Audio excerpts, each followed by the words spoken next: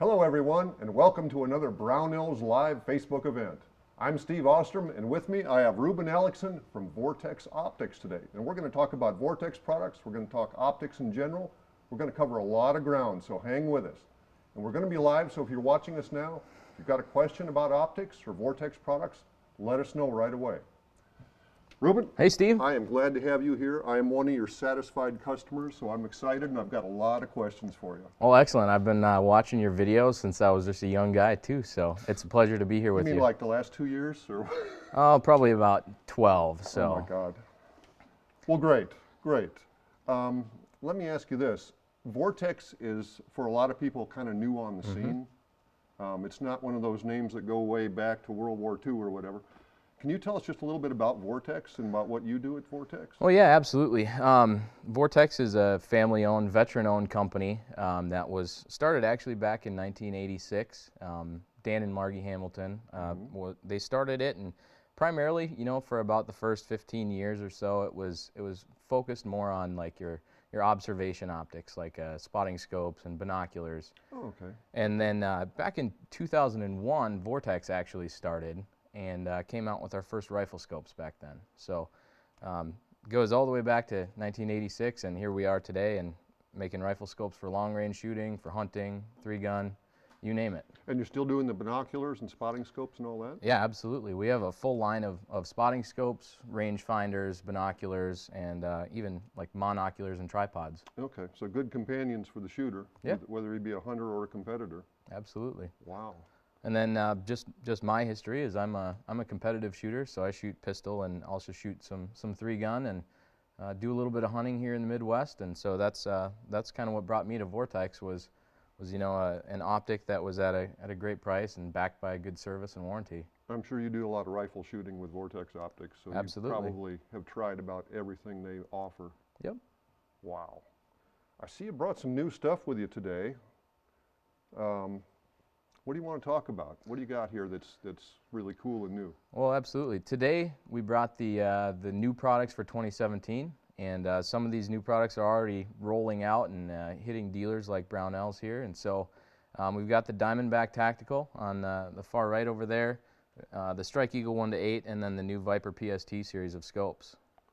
Tell me a little bit about this Diamondback.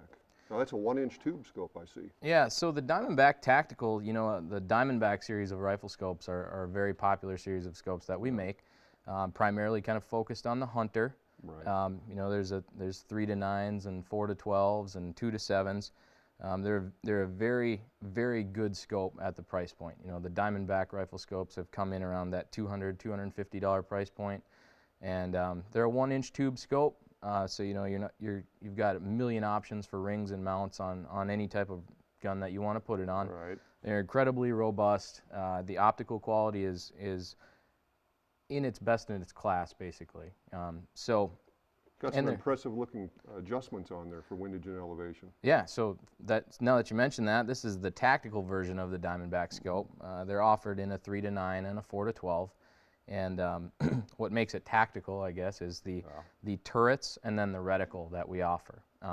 The turrets are the windage and elevation adjustments on the top and the side of the scope here. And they're what we would call an uncapped or an exposed turret in this type of scope. And so that allows the shooter to make adjustments on the fly when you're at the range shooting, or whether you be, you know, doing varmint hunting or long range big game hunting. And so that allows the shooter to make the adjustment and then come back down to your zero. Right. And these turrets feature a quick reset or a spring detent zero. So once you've mounted it to the gun and shot it and found your 0 point where you're happy with it, you're able to take that, you're able to make your adjustment, and then you simply lift up and reset it back to 0, and you've got your 0 set. Nice. Not rocket science. No. And then the other thing about this scope that makes it a really good target scope or a tactical style scope is the reticle. And in its price point, you know, just over $300, it's offered with our VMR2. That's a Vortex milling reticle. Okay. And that VMR reticle actually has evenly spaced hash marks, which allows the shooter to either use the reticle to measure the target, you know, and equate a range value for it, or you can simply just use it to hold over for known values. And at the price point, it's one of the only scopes on the market that offers those features along with a very useful target reticle. I'm a fan of your reticles. I've looked through a lot of scopes, and they're either too plain and do nothing for you, but hold on, point blank, or they're so busy you can't really concentrate on your target. Sure. These are nice. I like this. And a lot of our reticle designs are, are inspired by the everyday shooter. They're, most of us at Vortex are guys that go to the range every Saturday and spend our time plinking or on the field of competition, and so we kind of know what people are asking for because we're asking people what they want. I know. This is a reticle, I've been able to learn on my scope, no problem. It didn't take long. It was kind of instinctive, actually. Awesome. That's great to hear. Now this one, this is a big seller here, the Strike Eagle line. Yeah. Now this is the new version of the Strike Eagle? Yeah, so this is the Strike Eagle 1-8 rifle scope. And the Strike Eagle 1-6 has been a great scope. Yes, it has. We've sold a bunch of them. And we appreciate you guys' support. We know that our friendship with Brownells has been extremely, extremely valuable. I see a lot of those on ARs out there.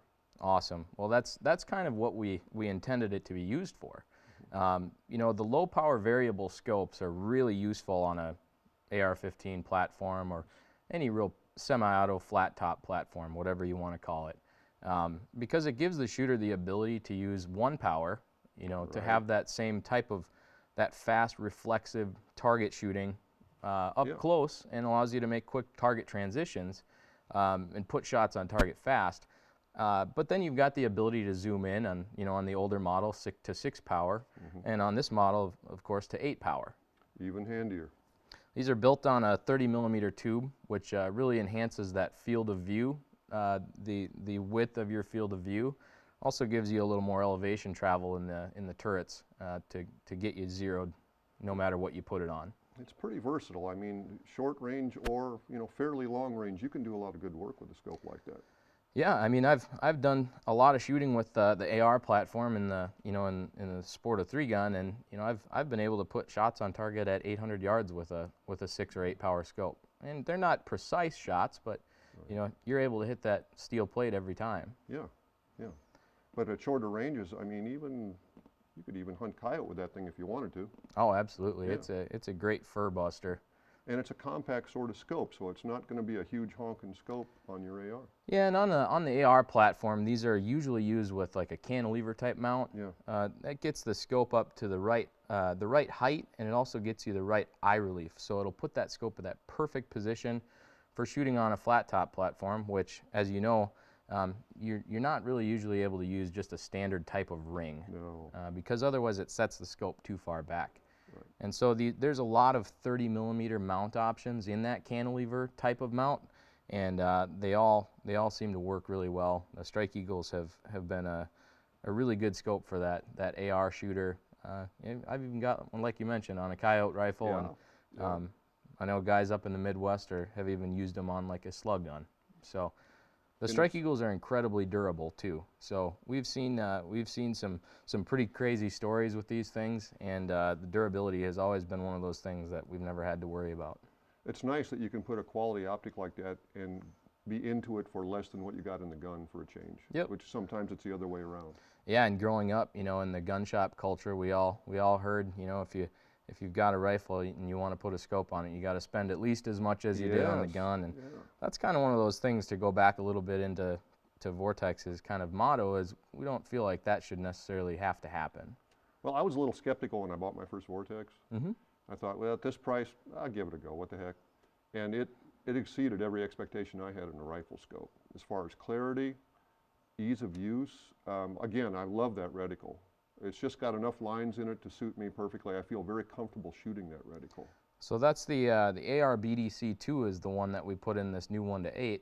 And if you've shot the 1-6 Strike Eagle, it has our AR BDC, which was a reticle designed by guys that go out and shoot a lot of competitive shooting, and then also just plinkers.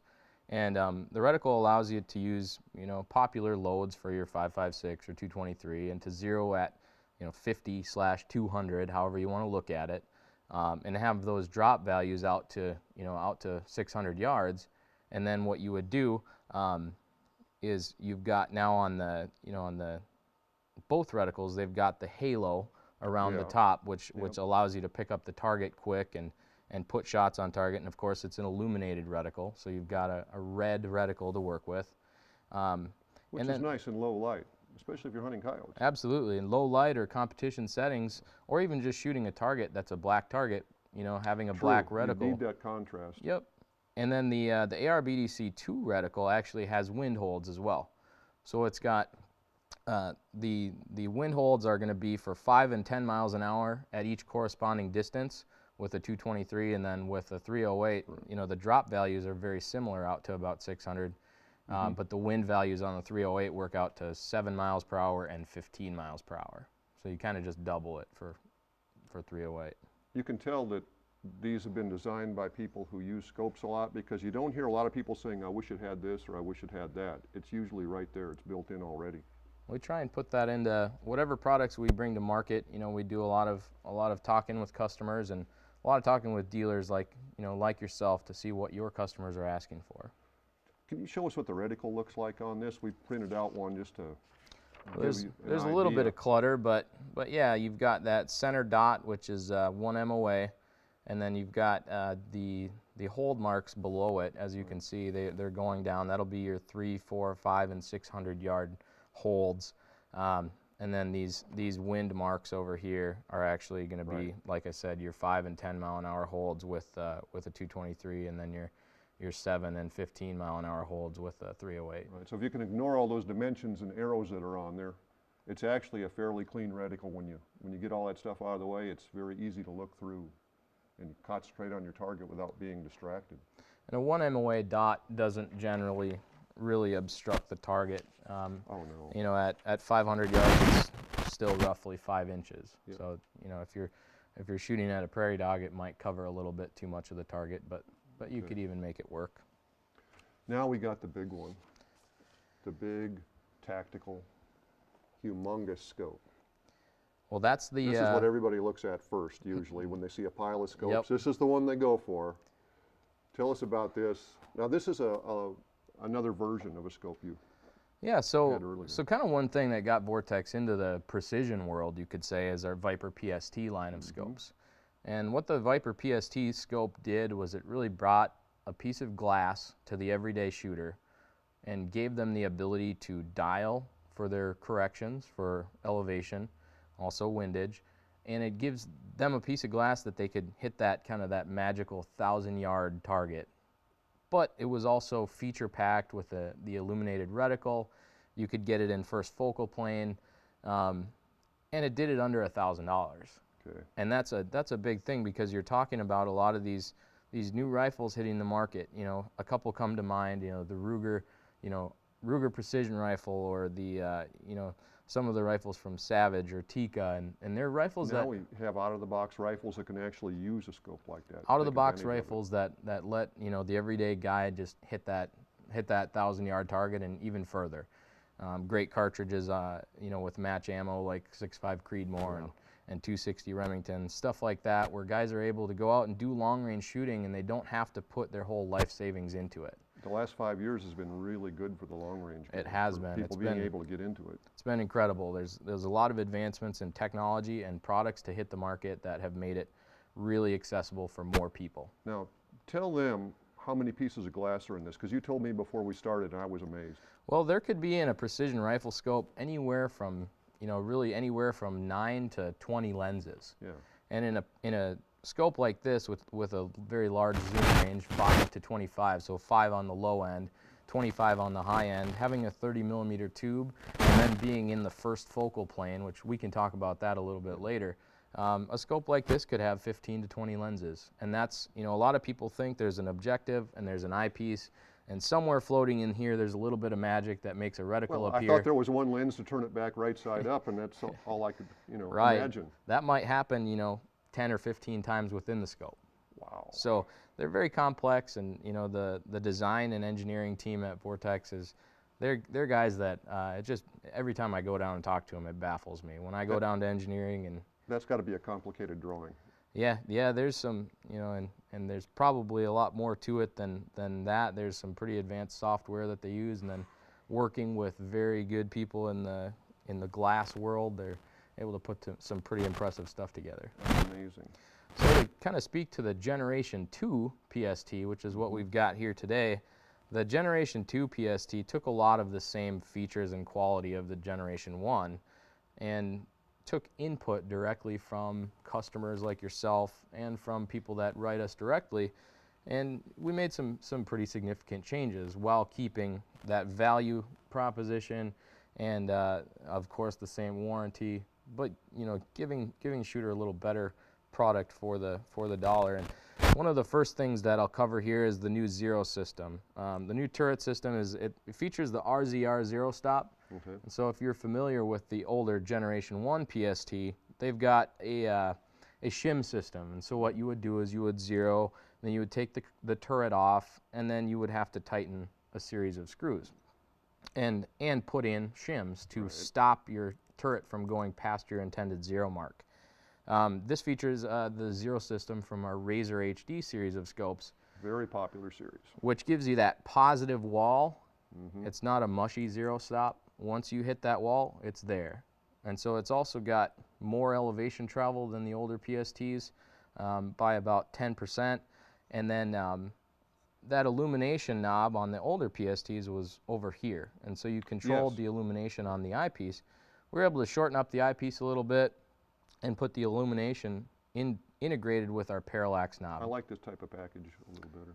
I do. And we've got a couple of new variations to our reticles, putting some of this stuff into the Viper PST line. Kind of a lot of the technology from the Razor line of scopes, which are a very highly regarded, tactical and competition scope, and putting that into, again, that price point of the Viper. Yeah, that is an amazing product for what it does and what it costs. You don't have to mortgage the house anymore to buy a decent optic. And they're offered too. This is the 5 to 25 by 50. We've got there's a 3 to 15 by 44, and then there's a 2 to 10 by 32, and a 1 to 6 by 24.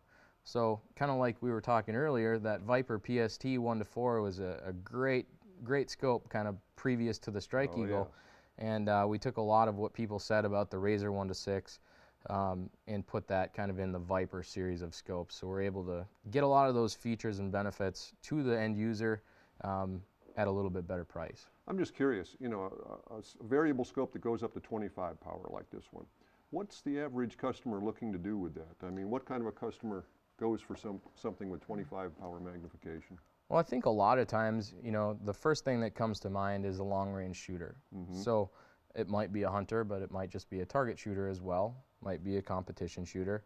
And it might be a guy that just really likes guns and decides he wants to hear a piece of steel ring at 1,000.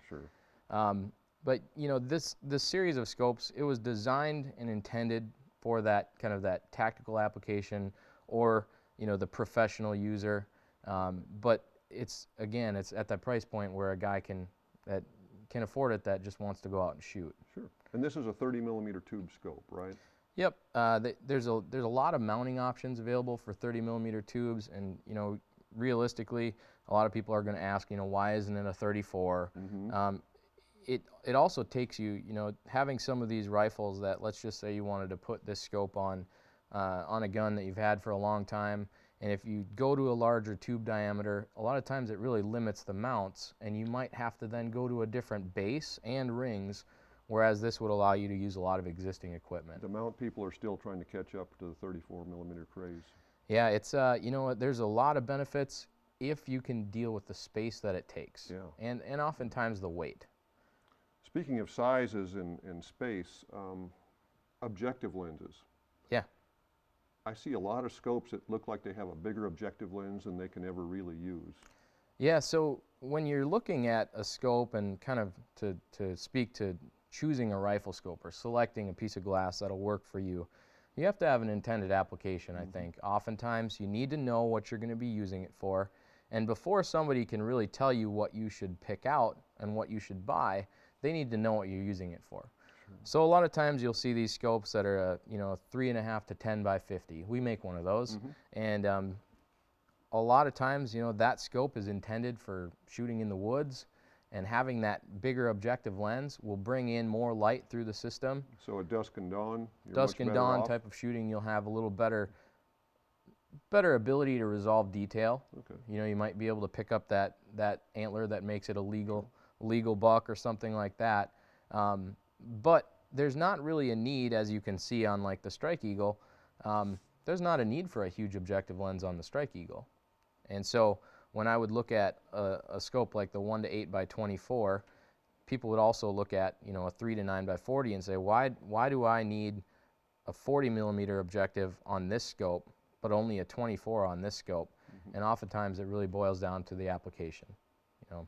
So there's all kinds of stuff that goes into what a rifle scope is and why you would need a bigger objective. But generally on the high magnification scopes, you're going to want to go with a bigger objective, just because that relationship between magnification and the objective lens diameter, which is called the exit pupil, Right. that determines how much light is letting into your eye. Okay. Once again, I want to remind you, if you're watching this right now live, give us your questions. We'll be glad to answer them as best we can. Another thing I wanted to ask you about was, slipped my mind suddenly. The reticles you offer, I notice you have MOA and MRAD offered in the same basic scope. Yep. Now, when people look at that, they get a little confused, at least I do. And I know they're based on a different system. The clicks give you a slightly different movement. But why wouldn't one system work for everybody? Well, it boils down to what you're using it for and what you're comfortable with. And you know, a lot of people think immediately that MOA is American and Well, that's what we're used to inches, hearing. That's what we're used to hearing. and metric is the MRAD system, and it's really not. The MRAD kind of works a little better with base 10 systems. Okay. But it doesn't mean one is metric and one is inches. The MOA system, you know, they're both angular measurement. They're both measuring the amount of distance you would need to compensate for a bullet dropping at different distances. And so you're measuring angles, and but one of them isn't metric and one of them isn't standard or imperial. And a lot of times it kind of depends on, and I'll tell people, if you're a guy that's shot MOA-based scopes for 40 years, it's going to take you a long time to switch over to MRAD, and the benefit might not necessarily be there for you.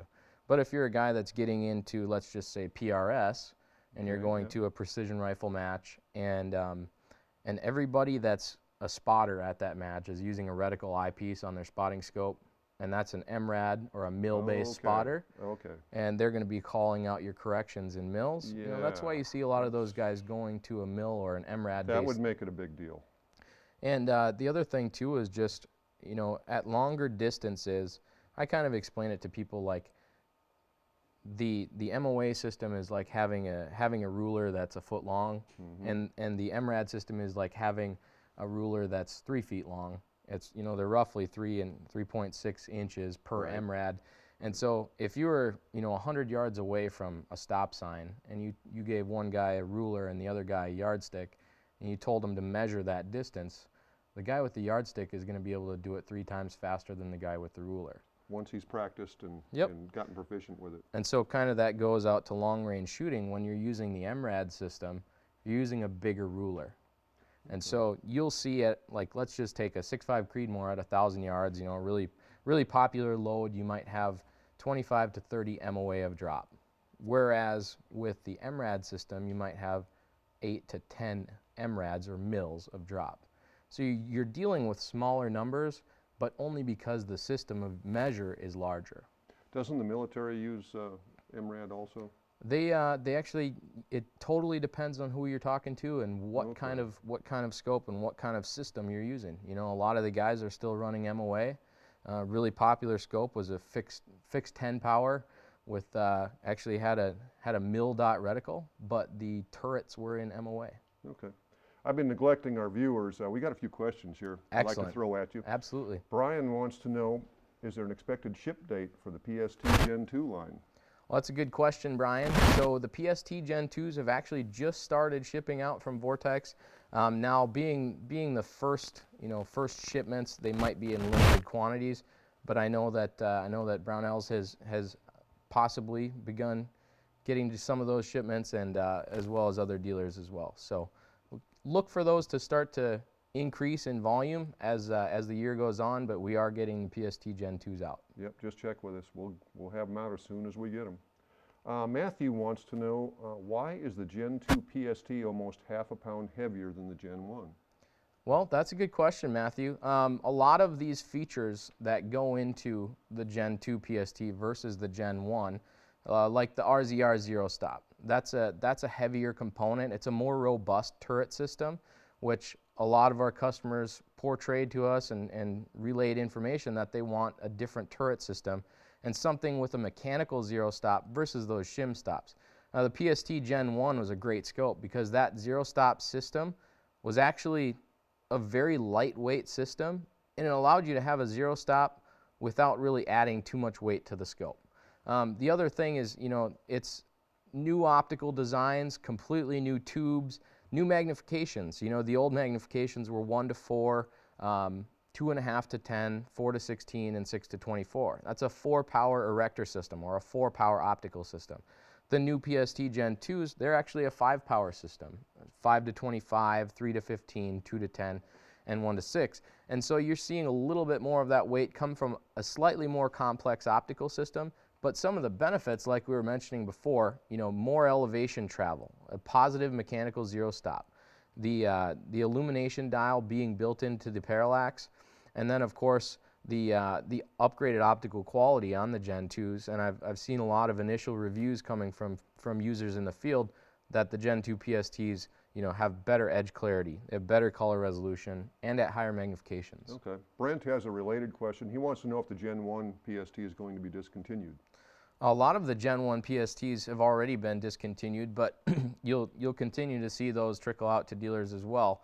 But yeah, to make way for getting good quantities out to consumers, a lot of the Gen 1 PSTs have been discontinued. Okay. Yep. Keep the questions coming in. One thing I'll say about that, though, is the VIP warranty that Vortex offers is unconditional, unlimited, and lifetime, and that counts for any discontinued or past product. Doesn't matter if we're still making it. So no matter what, you'll always be covered. That's what I wanted to get to. And I also wanted to talk a little bit about the toughness of these scopes. They have a reputation for being pretty rugged.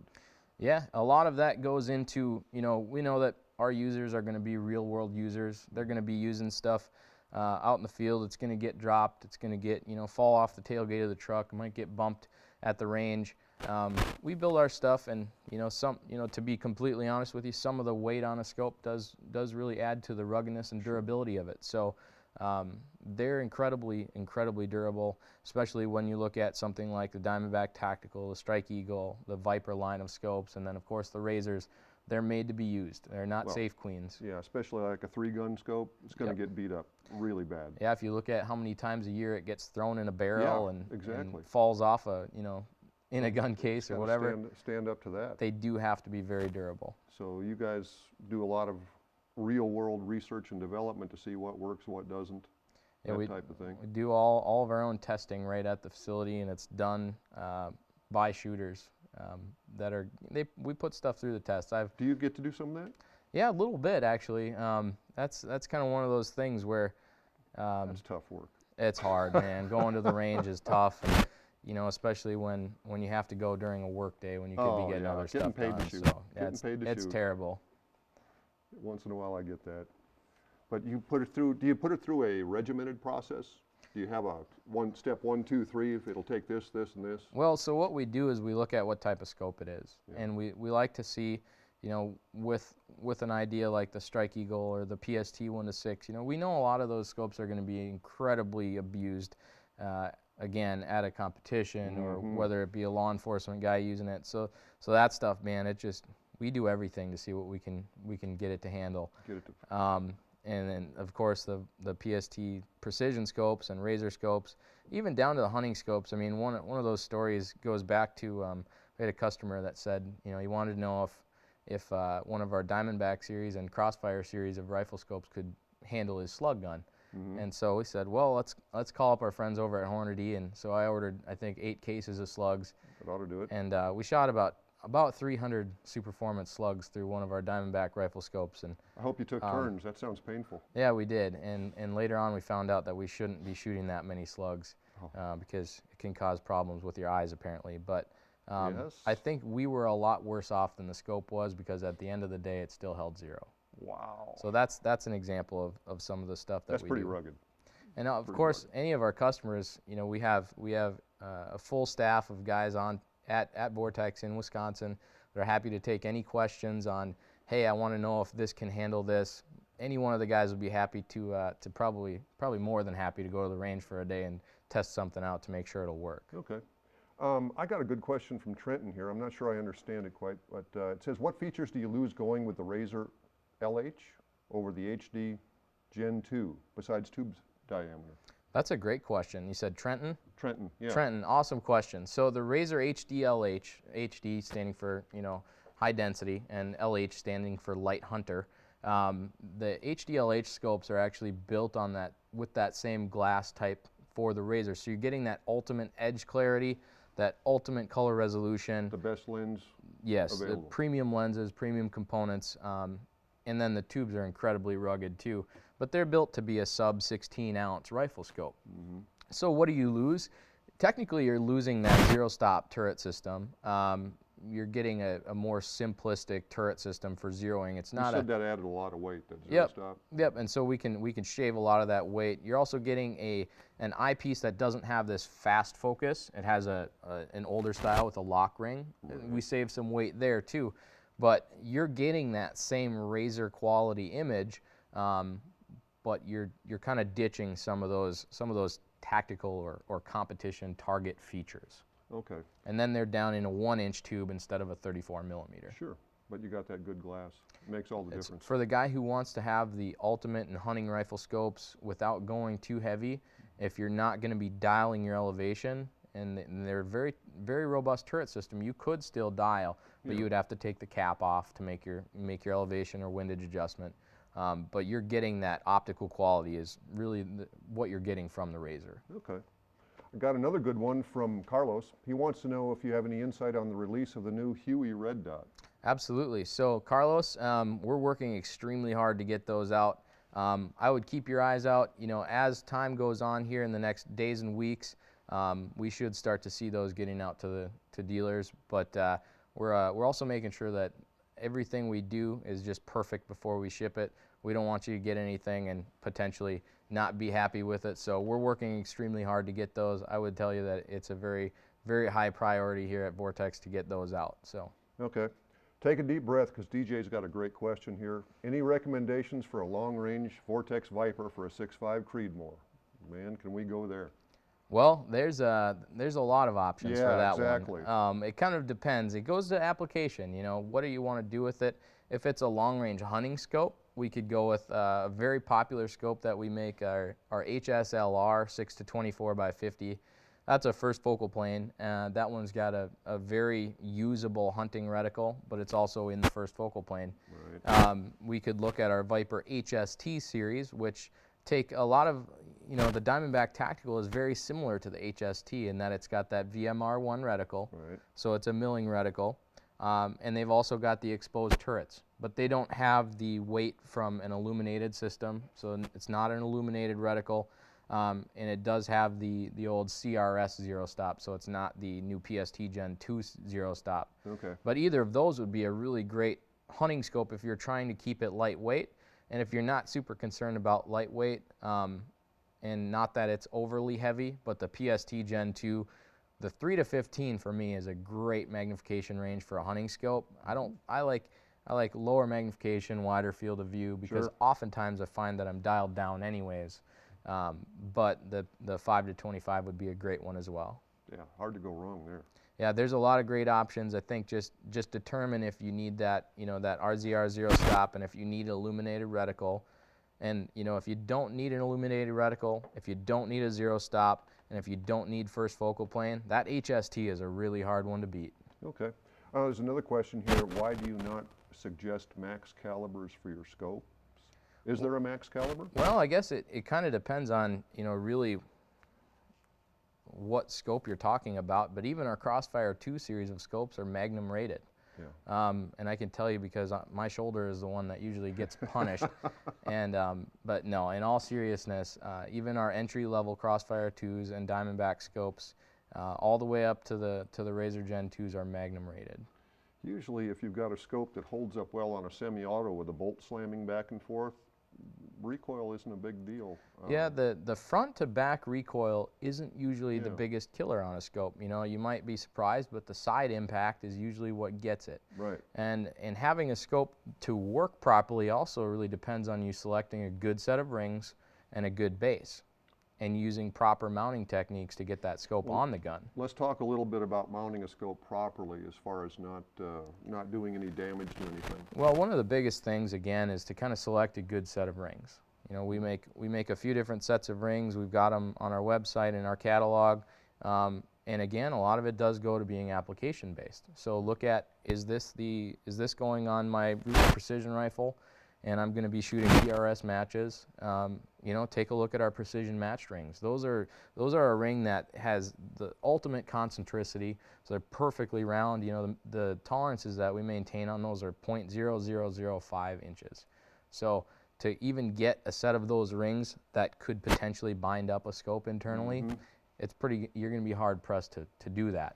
But the other thing too is to keep in mind that ring tension, ring torque, having a good, you know, tool like you guys sell, having a torque screwdriver to install that scope, you know, making sure your reticle is level, having a good scope install kit, and then using the manufacturer's suggested inch-pounds recommendation, which for us, on all of our scopes, we say anywhere from 15 to 18 inch-pounds is perfect. You don't need to crank them up over 20. I don't think a lot of people realize that those little tiny scope screws holding the rings together are enough to crush a tube, even on the stoutest scope made. They've got a lot of force. Yeah, you can put hundreds of pounds of force in a small number 8 or number 6 screw.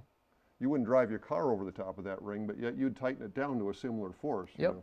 And, you know, using a good set of rings, good mounting procedures, using a torque wrench, but it also goes down to having a system that is straight. So if you've got, let's say you've got an older rifle and it's drilled and tapped for Weaver bases, you would want to make sure that you use a lapping bar to check and make sure that when you put those rings on, that it's perfectly straight, so that the rings aren't clamping crossways on the scope. You want them to be perfectly in line. You don't want them to kink that tube or put it in a bind of any kind. Nope, and you know, also having a lapping kit if you do run into those issues. You know, lapping the rings on something like you know, our Viper rings or Hunter rings might be something you want to do. The one nice part about the precision match rings is you depend more upon the straightness of the base than you do upon the ring. True. So if you got a one-piece Picatinny or something, you're usually just fine. Good to go. Yeah. So. But that makes a huge difference in how well it can affect the performance of the scope if you dent that tube. Yeah, there's a series of lenses, of course, and then in something like this PST, there's actually, we call it the erector assembly, which is where the tubes are. Right. That reticle on a first focal plane scope is locked in a lock ring, and when you make your adjustments up and down, you're actually dialing, so that reticle is moving up and down in what's called an erector assembly, or a gimbal and a ball and socket. And if you tighten these rear rings or the front ring too much, you could actually impinge that. And so a lot of the times what we'll see somebody saying, you know, when I shoot and then I make an adjustment, it doesn't move everything that I adjusted. So then I make another adjustment and I shoot and it moves only a little bit. And then I make a third adjustment and it jumps 6 inches. Yeah. So what you're seeing is you're actually seeing that being impinged. In binding or? And then add up all the adjustments you made, and then one shot, one recoil impulse actually moves the reticle to the furthest that it could go. Yeah. Well, you know, for a lot of people it's not obvious when you look through a scope. You don't see a lot going on inside the scope. So you figure this is dead space here and here where your rings are going to go, and if I dent it, so what? Yeah, you know, there's actually a lot of stuff going on inside of a scope, and making sure you follow the manufacturer's suggestions on mounting is really important, especially when you're going to be dialing the scope up and down out to long distances and then back into your zero. Having all of that, following procedures and making sure that it's in line with what the manufacturer, whoever the manufacturer is, I can guarantee you there'll be a lot less calls for issues if that was always followed. I know years ago it was a big deal if you had a click adjustable scope to walk it in a square, to see if it would repeat. And that used to, if you got a scope that actually did that, you know, you won the lottery. And Nowadays, box test. you know, with a Vortex, it's no big deal. Yeah, and They we're always interested to hear those. You know, the customers still call us and tell us how they like it, and to see, you know, make sure that these are functioning how they should be. Yeah. I've got a pretty good question from Ken here, and that's, would Vortex consider putting together a video regarding common troubleshooting items as it pertains to sighting or zeroing in the scope? That's a great question. I can tell you that that's something that we love to hear. We love to know what our customers are looking for, and I believe that's in the works. So maybe shoot us an email, info@vortexoptics.com. Just let us know the questions you have and what you'd like to see on troubleshooting videos. I can tell you that a lot of the guys over there would love to help out with that, and I think we might have something in the works. It makes a lot of sense. You spend that much money on a scope, you should have the people that manufacture it give you a little instruction on it. Just like a barrel manufacturer will tell you how to break in his barrel sometimes. Yep. And if you don't know, we've got a full staff of guys back at the office, guys and girls that are waiting for your call to chat with you, hear about your success stories, hear what product you bought, and to even field the questions of, if you don't know what product to buy, just give us a call. We'll talk you through it. And of course, on the back side of buying a scope, we're going to be there for you. The VIP warranty, we mentioned it briefly. Yep. That's a warranty that you know, we're never going to change it. It's one of those things where we offer it to our customer because you believe in us, you decided to make that purchase, and so we're going to be there on the back end to support you and to support the customer with any issues. You know, I've seen one of the more famous, I guess you would say, stories is a guy he's a guide out in the western states, and had his binos on his chest pack, and the pack mule kicked him in the binos, and it broke the binos in half, but it potentially saved his life. And I can tell you, he called us and he was like, I got a really funny story and kind of a stupid question, but that's not covered, is it? And we covered it. You know, anything from house fires to kicked in the binos, we've got your back. It's, you know, no questions, repair or replacement to get you back up and running. Yeah. Here at Brownells, we offer that forever guarantee, and we like to see other companies that do that same sort of thing. Yep, and it really does a lot for the industry. As much as it is something that we like to do, it's also just a thank you, and it's the right thing to do. I got a question from Daniel here. Wants you to look in your crystal ball and tell us, is a ranging reticle spotting scope in the making? Well, I can tell you that I don't know, but one thing I can tell you is we love to hear those suggestions. So please send over to info@vortexoptics.com. Let us know exactly what you're looking for. That goes for anything. We want to know what our customers are asking for, just like the Gen 2 PST, just like the Strike Eagle 1-8, and just like the Diamondback Tactical. We love to hear from our customers. And a lot of the products that you see are products that came from a request, and we just had to get enough requests to make it feasible. But I can tell you that pretty much every product we make came from somebody asking for it. In that same vein, I got one from Steve here, wants to know if you're going to get into thermal imaging equipment. That's also a great question. If I had my crystal ball, I would answer that one, but I don't know. Again, send us a request. We love to see what our customers are asking for. I'll bet a lot of you guys are predator hunters, so you wouldn't mind seeing that happen. Yeah, that stuff's hot right now. Yeah, it is, very hot. No pun intended. But I guess the sky's the limit for Vortex. I mean, whichever direction, you know, the customer base wants to take you, you can develop the equipment to let them do what they want. Well, Vortex, in our motto is we're about you, and so really wherever the customers take us is where we're going to go. We're just along for the ride and to provide support on our end. But you let us know what you're looking for. That's really what we want to hear, and we do also appreciate guys like you here at Brownells that let us know what your customers are asking for. Now we must carry, I don't know, 20 different rifle scopes alone from you.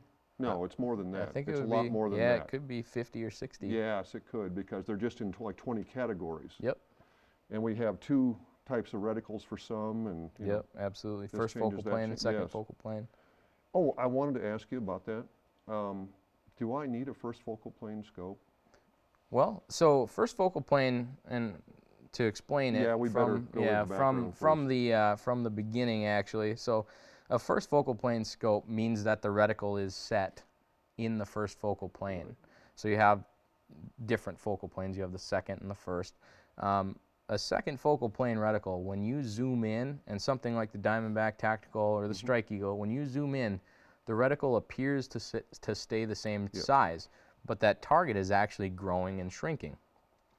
On a first focal plane reticle, you'll notice, like this scope here, that the reticle starts out very small, but so does the image. Sure. And as you zoom in, they grow at the same rate. And so what that allows you to do on a first focal plane scope is to use those subtensions. Right. I've got one. I've got yeah, let's see what, this is a EBR2C reticle, and as you can see, there's what a lot of people would call like a Christmas tree reticle. Right. Right. It's got that grid that kind of comes Your windage down. increases as it goes downward. Yep, because you're going to be fighting wind more at longer range, and having the need for more of a wind hold. Sure. And so you've got these dots, which are going to be hold points, and then the real main thing that I want to kind of portray here is that you've got evenly spaced hash marks, and those hash marks have a value. Now on this is a mil reticle, so these are half mil spacings. Okay. And then the dots are a 0.2, I believe, spacings. And so what you're using those for is holdovers, or even measuring the target to get a range estimation. But the big thing that I will say is that on a first focal plane, these always mean the same things. So this is always your 2 mil hold. Okay. This is always your 4 mil hold. This is always your 6 mil hold. And on a second focal plane scope, you know, that's no matter the magnification, whether you're on 5 power or on 25 power. But on a second focal plane scope, those are actually going to change as you zoom in, because that target is actually growing. Sure. So yes. but the reticle is staying the same. Yeah. So because of that, you have one constant and one variable. Okay. And so to go back to your question of, do I need a first focal plane? You have to answer the question, do you need to be able to use your subtensions at all magnifications? Right. And if you can answer that question, then you're really answering your own question. Well, I would imagine the longer the distance you're shooting, the more important those subtensions become, and the higher you'd want to dial it up, so you could parse those if need be. Well, I can tell you, you know, something like using like precision rifle shooting as an example, having those subtensions always being consistent will allow you to take a shot and watch your miss if you miss, right, and then go to now a new hold point, because you were just watching on that grid where you impacted, and then now wherever it impacted on that grid, that's your new hold point, because that told you where your bullet's actually going. The other thing is, you know, using that reticle at different distances for known, if you know the size of your target, sure, but you don't know the distances, you can use those spacings to measure the actual mil or MOA size of the target based on knowing the size of the target, and run a really simple equation and get a range estimation. Okay, well, that makes a little more sense. So for the competitive shooter, you know, if time is of the essence, you probably want to look at first focal plane. Yeah. If it's not, you know, the F-class shooter on the ground who's got 20 minutes to take 10 shots or whatever, I'm not super familiar with the scoring, but that guy, he might actually want the reticle to appear a little bit finer. Sure. Which usually comes with second focal plane scopes, because he's trying to be more precise in his aiming. So that guy might actually want a second focal plane scope. They both have an advantage, just like the two types of reticle. I Absolutely. can see why, you know, you have to make both. It is absolutely application based. Okay. I've got a very specific question here from Tim. He wants to know, does the windage turret on the PST Gen 2 lock? If not, please consider that option in the future for those of us that hold windage rather than dial. Okay. It doesn't lock. Be straight up front with you on that one. But usually what I've found on the ones that I've played with, the new turrets have a different design as far as the knurling on them goes. Right. So it's a lot harder to bump them. But we'll definitely keep that in mind. I appreciate the feedback. Okay. Thanks, Tim. Jonathan wants to know, after leveling my scope, the crosshairs have a left-leaning cant when looking through it. Is this normal, or does the scope need to be re-leveled? Jonathan, what I would say is that if you're going along with, if everything was perfect when you're mounting it and you're still seeing that reticle being canted, that's something you would want to give one of our guys a call at. That number is 800-426-0048. Hit extension 5 and one of the guys can chat with you about it. That kind of goes back to also, though, how much cant you think you're seeing, because the human eye can really only detect within about 1.5 degrees. So if you, it could appear that way, but I can tell you also, as a right-handed shooter, when I pull a rifle up to my shoulder, I tend to tilt the gun back in. And so that could be something where you would want to measure it with a plumb bob. So hang a string from a doorway or from something that you can get to easily, and then level the rifle. You know, we use like a Tipton gun vise or a Wheeler vise. Level the rifle off of the base that the scope is mounted to. That's very important. And once you do that, then compare the reticle to a plumb bob, and if you're still seeing that cant, give us a call. A lot of times my eye won't believe that it's not canted, even though I know it's dead level. Yep.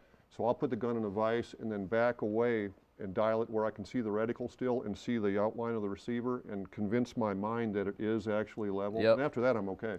Yeah, when I was working retail, we mounted, you know, hundreds of scopes during deer season, especially up in Minnesota. You know, that kind of get a deer rifle mounted, scope mounted up a week before the season. Oh yeah. We saw that quite a bit, and usually we would get people that would say, nope, it's crooked. It's crooked. And so then you would walk up and you would twist the gun to make the gun straight up and down. But I do agree, one of those tricks is back that magnification all the way down and then hold the gun up to your chin, to the top of the stock, and hold it up and look, and you'll usually say, okay, that's pretty straight. Yeah, that's been the case for me. We're still live, so if you have any more questions, let us know. Just send them on in. I've got one here from Steven that wants to know if custom turrets will be available in the Diamondback Tactical. Stephen, that's a good question. I don't actually have the answer. I would assume they will be. I know that we have a lot of our custom turrets are done by Kenton Industries, and with a new product, sometimes the only delay is us getting extra turrets made to send out to Kenton, so that when you place your order with them, they can actually just etch it on a blank turret. I believe they will be offered, but you'd want to give our customer service team or shoot a message over to our Facebook and just ask them. They'll have an answer for you. Now, for those that don't know, what does a custom turret offer? Well, a custom turret, so if we were looking at a scope like the PST Gen 2, we've got our MRAD based turret system. They're laid out in 1, 2, 3, 4, 5, all the way up to 10 MRAD. But what you can do, so that you don't have to have a ballistic calculator with you, or so you don't have to have a drop chart, you can actually get these turrets etched. Well, like I said, we send the blank turret out, and they'll etch your data on it. So you would need to know what bullet you're shooting, the velocity you're shooting, the elevation within about 1,500 feet plus or minus, because that elevation will change the ballistic, your curve a little bit. But you could actually get these, instead of saying 1, 2, 3, 4, 5, that would actually say 100, 200, 250, 300. You could get them out in yardage, at meters. your intervals that work with your gun and your load. Yeah, and they're completely customizable. Yeah. So if you wanted it to, if you wanted it to be in 25-yard increments, if you wanted the 100-yard increments in green and the 50 yards in red, they'll do whatever you need them to. But it's a pretty slick. I could see a varmint hunter really going for that. Varmint hunters and long-range big game hunters absolutely love the custom turrets, because it gives you the ability to make that shot in 2 steps rather than 3. So range, dial, shoot, rather than range. Where's my dope chart? Okay, there it is. Is the animal still there? Yeah. Right. Do you do a lot of custom work at Vortex? I don't even know the answer to that question. The custom turrets are done through Kenton Industries. That's an outside company. You know, I've had customers send turret caps in, and we just generally then work with Kenton. But as of right now, you know, there's not a ton of custom work that gets done. But you know, as we continue to grow, there's really no boundaries. I'm sure if you got an order from the military or law enforcement, you could do a custom run of reticles, for example, for their... The capacity is completely there. The ability to do that is completely there. Oh, that'd be nice. That'd be nice. Limited runs of something that works for one branch of the service or whatever. And that, I believe, in the past that has been done. I don't have the ability to speak real fluently on it, but I know that we do support our military and law enforcement, and they also support us. Oh, this is a good one, and this is probably the acid test for a lot of scopes. Randy wants to know, will all of your scopes handle Magnum spring air rifles? Spring airs, Oh, springers, they are right? tough on They are fun. Oh. We've tested, and we actually worked with Air Guns of Arizona, a company that really specializes in air guns. We've set our Diamondback series of rifle scopes, Diamondback HP and Diamondback Tacticals, to be our favorite rifle scopes for air guns. That doesn't mean the other ones won't take them, but oftentimes with air guns, as you probably know as a gunsmith, you know that the most air rifles aren't set with the same types of bases and mounts that your standard off-the-shelf rifle would be, centerfire rifle. And so a lot of the times what people see is you'll see this happen is well, air rifles, just like you and I reacted. Oh man, that thing's got weird recoil. I don't know, it's like an alien gun or something. And so usually the rings get over tightened. The other thing is a lot of ring mounts that come with air rifles and air rifle scopes, they're not that great. They're kind of cheesy. Yeah. And so what we like to suggest is get a good set of bases and a good set of rings, follow proper mounting procedures, and usually you won't see any types of issues with air rifles. If you can get an actual rail on it, they're of some kind, a Picatinny rail. A rail or a Weaver rail, Picatinny or Weaver, it doesn't matter. You can bolt real rings to. Yep, use real rings and don't over tighten them. But usually it's a mental thing where they're overthinking, and we don't want over tightened rings. Now, I notice a lot of your scopes will adjust down parallax free down to like 50 yards.